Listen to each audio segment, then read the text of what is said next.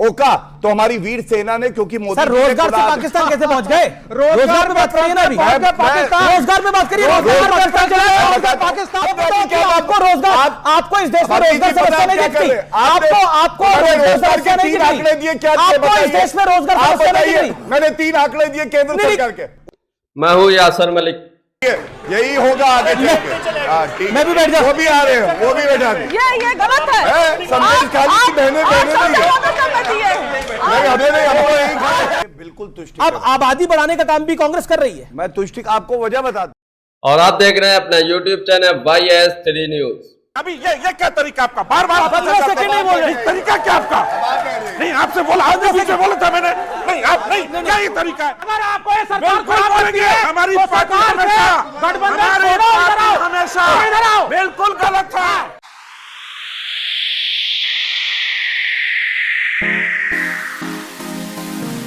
गोदी मीडिया के सबसे बड़े दलाल एंकर अमीश देगबन ने आज तो कमाल ही कर दिया। अमीश देगबन ने गौरव भाटिया के साथ बहस की, और वो भी रोजगार को लेकर बहस की। ऐसी बहस जो आज तक किसी भी गोदी मीडिया एंकर ने नहीं की होगी।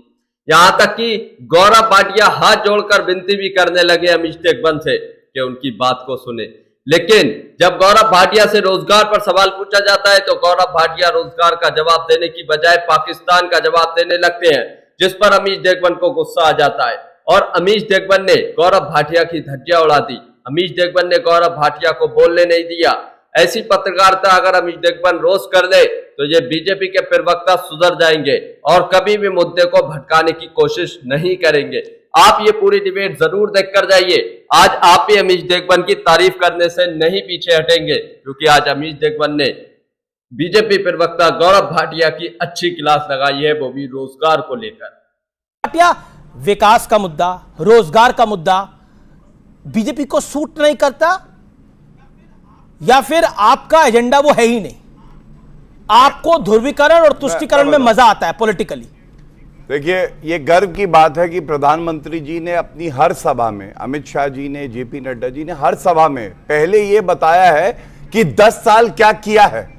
10वीं सबसे बड़ी अर्थव्यवस्था को 5वीं सबसे बड़ी अर्थव्यवस्था बना दिया। पेपर लीक की बात कर रहे हैं, मैडम को यह भी नहीं पता है कि पेपर लीक अगर होगा, सख्त कानून लाए हैं तो वो नरेंद्र मोदी जी है। लेकिन मैं आपसे एक बड़ी बात बताता हूं। एक व्यक्ति, अभी मुझे ऐसा लगा मानसिक संतुलन उसका बिगड़ गया, चिल्ला रहा था बाबरी मस्जिद जिंदा है, जिंदा है, जिंदा है। तो मुझे गुस्सा पहले आया, उसके बाद पता क्या हुआ, मुझे लगा उसको दर्द हुआ है, उसको बोलने दीजिए। सर्वोच्च न्यायालय में उसकी आस्था नहीं है, क्योंकि ये वो लोग हैं जो हमारे भगवान राम को काल्पनिक बताते थे। और मैं इधर अगर बात करूं, सवाल जरूर पूछिएगा। राम गोपाल यादव इनके चीफ जनरल सेक्रेटरी है, क्या कह रहे थे मालूम है? भव्य राम मंदिर का नक्शा थोड़ा खराब है। 2014 में जब मोदी जी आए थे तो उन्होंने एक रोड मैप दिया था रोजगार के लिए। रोड मैप में बोला था प्रतिवर्ष 2 करोड़ नौकरियां प्रदान करी जाएंगी जो हमारा यूथ है उनको जी। 10 साल हो गए, 20 करोड़ बनती हैं नौकरियां। तो क्या इस बार युवा ने मोदी जी पर भरोसा किया होगा? क्या इस बार वो रोजगार देंगे युवाओं को? ये एक पॉइंट गौरव 18 करोड़ ईपीएफओ नए अकाउंट खुले। ईपीएफओ नए अकाउंट तभी खुलेगा जब एक नई नौकरी लगेगी। 18 करोड़। दूसरा, 45 करोड़ मुद्रा योजना में लोन दिए गए हैं, रोजगार के अवसर पैदा हुए। तीसरा, हमने कहा हम रोजगार मेला लगाएंगे, 1 साल पहले की बात है, 10 लाख सरकारी नौकरी देंगे, वो हमने दी 1 साल में। ये पिछले 1 साल की मैं बात कर रहा हूं। ये क्या दर्शाता है? हम रोजगार की भी बात करेंगे और हम भारत को भी मजबूत करेंगे। और ये मान के चलिए, पुलवामा हुआ तो इन लोगों ने तंज किया, पाकिस्तान को क्लीन चिट दी और घुस के ठोका तो हमारी वीर सेना ने, क्योंकि मोदी रोजगार से पाकिस्तान कैसे पहुंच गए? रोजगार पे बात करिए ना अभी, रोजगार पे बात करिए। पाकिस्तान कुछ देर में चीन पहुंच जाएंगे अभी, फिर मुझको देशद्रोही बोल देंगे। ये रोजगार बोलेंगे, ये लोग रोजगार के बारे में जानना चाहते हैं। रोजगार के बारे में बात करिए, क्या प्लान है आपका? सुनना चाहते हैं? जी जी, हम बिल्कुल सुनना चाहते हैं। सुनिए जी जी जी। पहले मैंने बताया 10 साल में 5 लाख सरकारी नौकरी बसपा और सपा के समय में हमने आपका रोजगार समस्या बीच में मत बोलिए। अब आप बीच में मत बोलिए। आपने 2.5 मिनट बोला सर। तो आप बताओ कि क्या आपको रोजगार, आपको इस देश में रोजगार समस्या नहीं दिखती? आपको रोजगार समस्या नहीं दिखती? आंकड़े दिए क्या? आपको इस देश में रोजगार समस्या नहीं दिखती? मैंने 3 आंकड़े दिए केंद्र सरकार के, उसके लिए आपको आउटगोइंग बंद करनी पड़ेगी और इनकमिंग नहीं, मेरी तो इनकमिंग ऑन है, आपको भी इनकमिंग ऑन करनी पड़ेगी। उत्तर चाहता हूं देना, अगर आप सुने। बोलिए प्लीज। रोजगार समस्या नहीं है, लेकिन रोजगार सबके पास होना चाहिए, और यह सबसे बड़ी बात है। जितने सर्वे हुए हैं, आज का युवा यह कहता है कि रोजगार कौन देगा, वो व्यक्ति मोदी जी है, क्योंकि ये विश्वसनीयता है। और 4 आंकड़े आपके सामने पेश किए मैंने, 3 केंद्र सरकार के, 1 उत्तर प्रदेश सरकार का। आप इनसे पूछिए, ये सत्ता में रहे 4 बार सरकार, कितने नौकरी दी? ओके, कितनी नौकरी? क्या आपको लगता है, क्या आपको लगता है? पूछिए एक बार। देखिए, रोजगार एक विषय है, लेकिन हमने एक सर्वे कराया था, उसमें हमने बोला रोजगार एक विषय है, समस्या है, और भरोसा भी लोगों को यही है कि नरेंद्र मोदी रोजगार दे सकते हैं। उस सर्वे के ये रिजल्ट्स आए। मेरा पॉइंट ये है, क्या आपको लगता है जब आप आरक्षण पे सवाल उठाते हैं, जब आप धर्म के आधार पर आरक्षण की बात करते हैं, ये बीजेपी के नैरेटिव को मदद करता है? देखिए अमीश जी, आप तो चलाते हैं न्यूज, आपको मालूम होगा कि बिहार में 17 महीने की हमारी सरकार बनी, नीतीश कुमार जी मुखिया थे सरकार के। उस 17 महीने में हमने 5 लाख सरकारी नौकरी दी। आप कहेंगे क्रेडिट ले रहे हैं सर, आप भी ले लीजिए, लेकिन तभी मिला जब हम आए साथ में। और उसके बाद क्या हुआ, जब ये चले गए फिर से इनके साथ पेपर ही लीक हो गया भैया, तीसरे पेज का जब टीचर भर्ती हो रहा था। वोट जिहाद पर भी थोड़ा सा मैं बता दूं, ये वोट जिहाद बोल रहे हैं, गोली मारो सालों को, किसने बोला था? अनुराग ठाकुर। देश के गद्दारों की सुरक्षा होना चाहिए, बताइए। देश के गद्दारों को गले लगा लो, ये कह रहे हैं। हम तो कहेंगे कि मारो गोली, अगर गद्दार है तो गोली मारो उसे, और हमारी सेना मारती है गोली, इसीलिए हमें गर्व है। ये आप गले लगाइए गद्दारों को। क्या बेकार की बातें करते हैं यहाँ पे आके? देश के गद्दार जो है आतंकवादी गद्दार है, माओवादी गद्दार है। क्या चाहते हैं? बेकार की बातें कर रही है, बताइए। अरे भैंस को ताली बजाइएगा, भैंस को चारा खा गया उसका।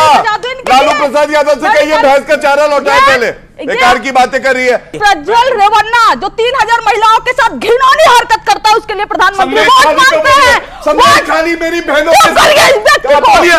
लालू प्रसाद यादव को कौन सा बयान आया, बोलिए। संदेश खाली पे नहीं बोलेगी। ऐसी बात कर रही है। आपका मतलब, आप देखिए यही होगा आगे चल के। ठीक, मैं भी बैठ जाऊं, वो भी आ रहे हैं, वो भी बैठा दे। ये गलत है। संदेश खाली की बहनें नहीं है, हमें नहीं, हम तो यही आप यही नहीं, हमें। अरे नहीं, ये मेरा निवेदन है। देखिए आप लोग एक सेकंड, मेरा निवेदन है कि आप लोग अपने सब सीट पे जाइए। आपने विरोध जी, हमारा निवेदन नहीं, बिल्कुल नहीं, आपने अपनी बात को रखा 2.5 मिनट, उसके बाद वो बोले आप अपनी बात को 30 सेकंड रख लीजिए। ओके, हमारे कुछ नेता, मतलब महाराष्ट्र में कांग्रेस के नेता एलओपी हैं, वो कहते हैं कि हेमंत करकरे साहब को जो शहीद हुए, उनको गोली पाकिस्तान के कसाब ने नहीं मारी, उनको गोली आरएसएस की पुलिस ने मारी। ये सब मुद्दों को क्यों लाना है? देखिए, मैं जिस पर बात कर रही थी, महिला सशक्तिकरण पर, आपने ट्विस्ट कर दिया। कोई बात नहीं, मैं महिला सशक्तिकरण पर बोलूंगी। प्रज्वल रेवन्ना प्रधानमंत्री वोट मांगते हैं, इसको वोट दो, मैं मजबूत होऊंगा। एक रेपिस्ट के लिए वोट मांगते हैं ये। अभी बहन ने बताया कि आईटीबीएचओ में क्या हुआ, इनके 3 पदाधिकारी बलात्कार करते हैं और 2 महीने तक फ्री घूमते हैं, जब तक मध्य प्रदेश में नहीं हो जाता है। ये महिला की रक्षा करेंगे। कानपुर में हुआ, हाथरस में हुआ, रातों रात एक बच्ची जला दी गई, और ये महिला सशक्तिकरण की बात करते हैं। इनको शर्म आनी चाहिए, महिलाओं का नाम भी नहीं लेना चाहिए इन्हें, इतना घिनौनी हरकत करते हैं। एक सत्यप्रकाश जी, इस देश में किसी भी हिस्से में किसी भी महिला के साथ किसी भी प्रकार का जुर्म होता है, उसके खिलाफ सभी पॉलिटिकल पार्टी को एक साथ खड़ा होना पड़ेगा। बहुत अच्छा कंचना जी ने, मैं कंचना, रुक जाइए आप, बीच का तरीका, ये तरीका ठीक नहीं। अभी ये क्या तरीका आपका? बार बार तरीका क्या आपका? नहीं, आपसे बोला, आगे बीच में बोला था मैंने। नहीं, आप नहीं, क्या ये तरीका है?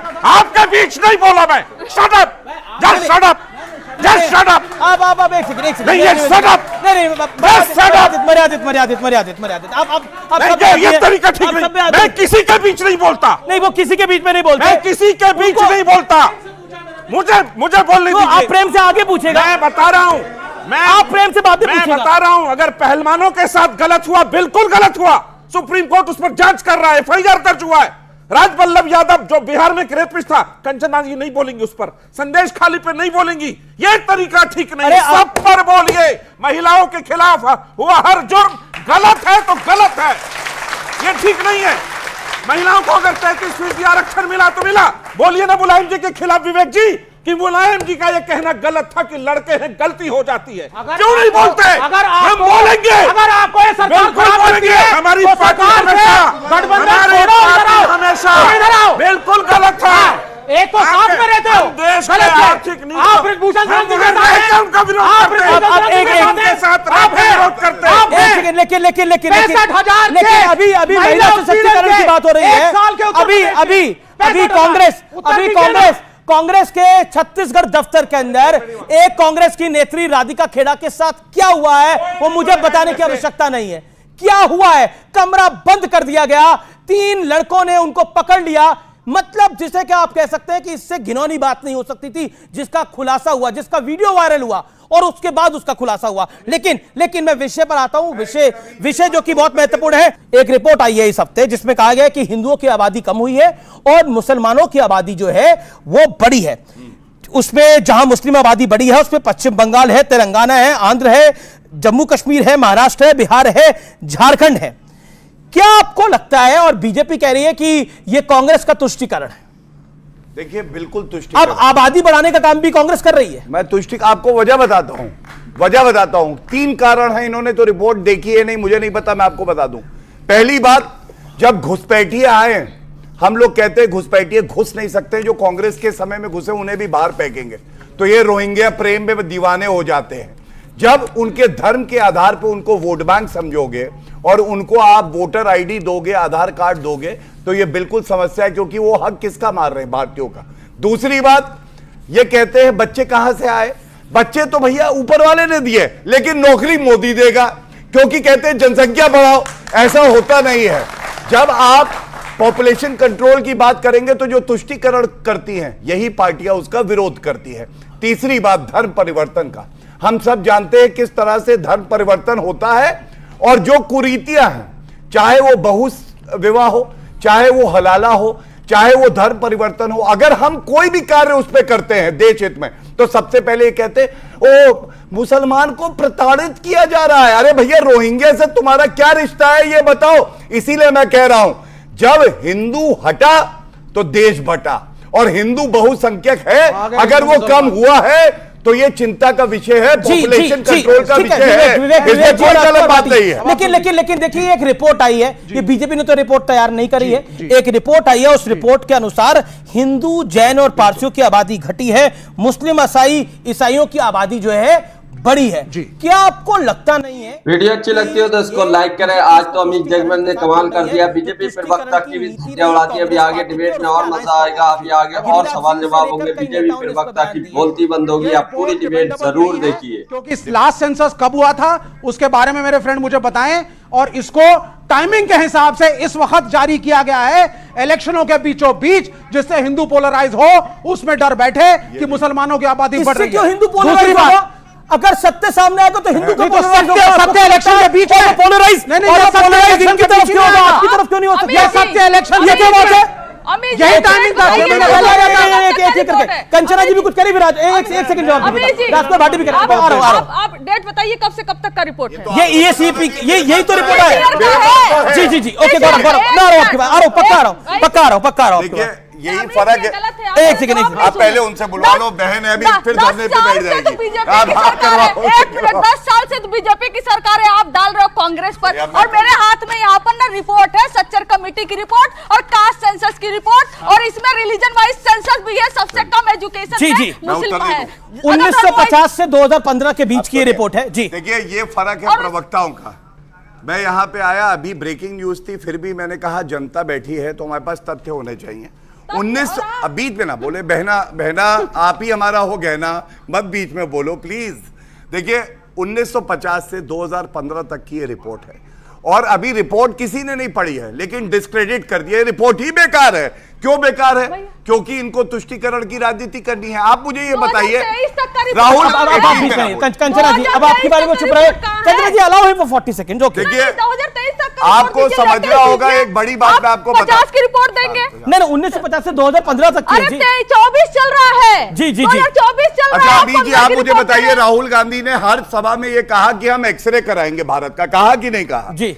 अभी ये एक पहला एक्सरे आया है, उसका रिजल्ट आया तो कहने लगे रिपोर्ट बेकार है। ये क्यों करते हैं ऐसा? ये आर्थिक सलाहकार परिषद की रिपोर्ट है और इस रिपोर्ट के अंदर कई चीजें बहुत ज्यादा स्पष्ट रूप से सामने आई हैं। क्या आपको लगता है, जैसा आपके सहयोगी विवेक जी ने बोला, इससे पोलराइजेशन होगा, यानी आपको क्यों लग रहा है कि ये रिपोर्ट जब सामने आएगी तो गौरव भाटिया की पार्टी को फायदा होगा? फायदा आपको क्यों नहीं हो सकता? ये रिपोर्ट क्योंकि क्यों नहीं हो लगता? ये रिपोर्ट झूठ का पुलिंदा है। अच्छा, ये रिपोर्ट बीजेपी की IT सेल में तैयार की गई है। इसमें कोई सरकारी आंकड़े नहीं है। ये रिपोर्ट 1950 से 2015 तक के आंकड़े बताती है। ना तो 1950 में कोई जनगणना हुई, ना 2015 में कोई जनगणना हुई। जनगणना होती है 31, 41, 61, 71, 81, 91, 2001, 2011 और 21 में इनकी सरकार ने कराई नहीं। अब मैं दूसरी बात बताता हूं, असली जो जनसंख्या वृद्धि दर जो होती है जी, वो फर्टिलिटी रेट से पता चलती है। महिलाओं का फर्टिलिटी रेट क्या है, हिंदुओं का फर्टिलिटी रेट इन सालों में, इस पीरियड में 1.36 कम हुआ है, यानी जनसंख्या वृद्धि दर कम हुई है। ये सरकारी आंकड़े जो मैं बता रहा हूं। और मुस्लिम्स का फर्टिलिटी रेट 2.05 कम हुआ है, यानी हिंदुओं से ज्यादा जनसंख्या वृद्धि दर मुस्लिमों की गिरी है। मैं मानता हूं कि मुस्लिमों की वृद्धि दर कुछ ज्यादा थी हिंदुओं से, लेकिन जो गिरावट है, कितनी ज्यादा, गिरावट जो है कितनी ज्यादा थी, मैं सारे, अगर आप सारे बताता हूं। आंकड़े दीजिए। दूसरी बात, जी जी जी, 1951 की जनगणना में भारत में 80.56 हिंदू थे, 80.56%। और 2011 की जनगणना में 79.43% कम हुए हिंदू हैं। हिंदू कम हुए ना, इतना 80% से 79% हुए तो कम हुए ना। मैं सर यही बता रहा हूं। और मुस्लिम लगभग 1.07% कम हुए हैं। हैं। उस कम होने का कारण भी सुन लो। हाँ। उस कम होने का थोड़ा सा तो जनसंख्या वृद्धि दर में फर्क है, थोड़ा सा, लेकिन कई हिंदुओं ने धर्म परिवर्तन किया है।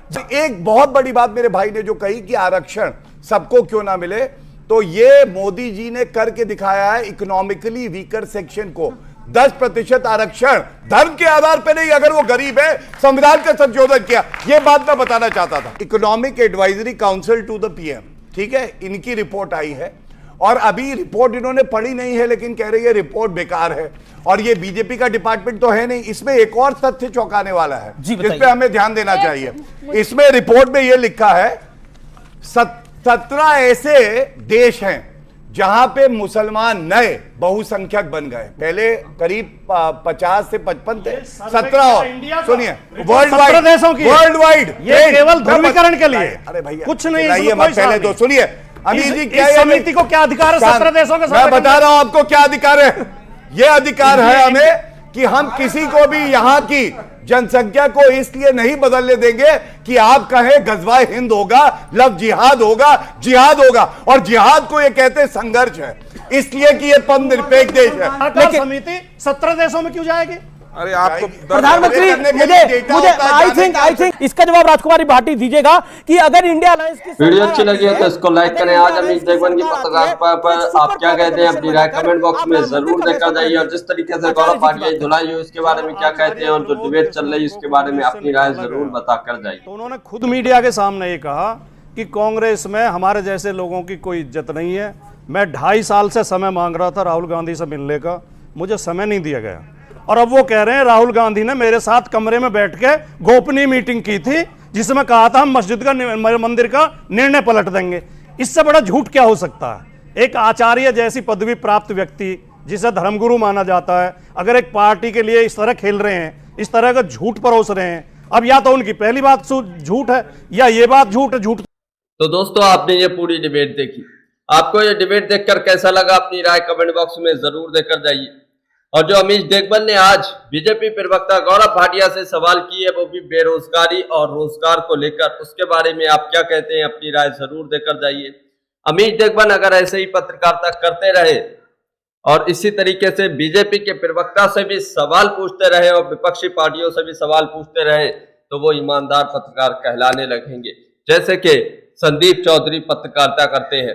लेकिन अमीश देगबन का ये रूप कब तक चलता है, कब तक वो इस तरीके से सवाल जवाब करेंगे, ये देखने वाली बात होगी। और आप लोग क्या कहते हैं कि आज उन्होंने किस तरीके से पत्रकारिता की है, उनके लिए आप कितने नंबर देना चाहते हैं 10 में से, या उनकी पत्रकारिता पर एक कमेंट जरूर करके जाइए आज की जो उन्होंने एंकरिंग की है। और साथ ही साथ गौरव भाटिया ने जो तर्क दिए बेरोजगारी को लेकर, उनके पास कोई मुद्दे होते नहीं है, वो जिन्हें क्या क्या बकते हैं और उसके बाद आखिर में पाकिस्तान पे चले जाते हैं। आप इस वीडियो के बारे में, इस डिबेट के बारे में और गौरव भाटिया की जो जवाब है उसके बारे में क्या कहते हैं, अपनी राय जरूर बता कर जाइए। वीडियो अच्छी लगी है तो इसको लाइक करें। अगर आप भी गोदी मीडिया का विरोध करते हैं तो हमारे चैनल YS3 न्यूज को अभी सब्सक्राइब करें और हमें खूब ज्यादा से ज्यादा सपोर्ट भी करें।